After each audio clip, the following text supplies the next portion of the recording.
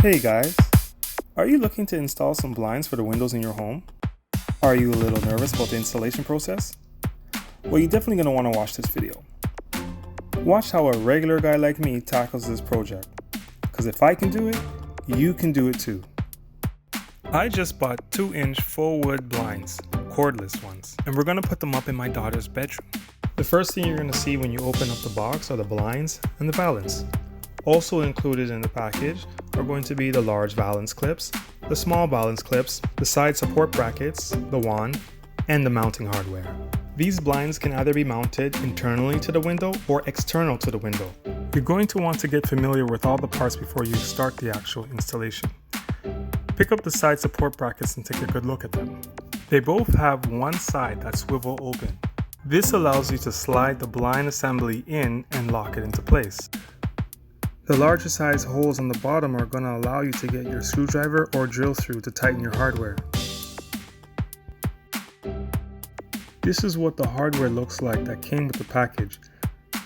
When I saw these screws, I felt that they were a bit too long, so I went and got my own screws. I decided to mount my side support brackets from the top. This is how the blind assembly is going to fit into the side support bracket.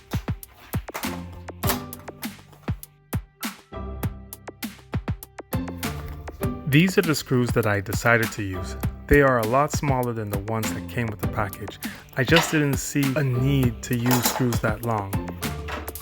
When installing the side brackets, I started each screw with a screwdriver and then went on to finish it with a drill. And then I did the exact same thing to the other side. Do make sure that the open side of the side support brackets are facing each other and not the wall. After that's all done, simply slide the blind assembly into the support brackets and close each one. This locks the blind assembly into place. Next, take the valance cover and turn it around. Locate the groove that goes from one side of the valance to the other side. This is where the valance clips are going to attach. The whole thing acts as a tongue and groove system. The valance clips are attached to the head rail of the blind assembly by inserting them from the top down. I put one on either end of the head rail and one in the middle for even distribution. When attaching the valance cover to the valance clips, insert the top part of each valance clip into the groove first, and then straighten up the valance cover, applying pressure to the bottom end of each clip. You should hear a snap when they all go in. And last but not least, the wand. Installing the wand is the easiest part of the installation.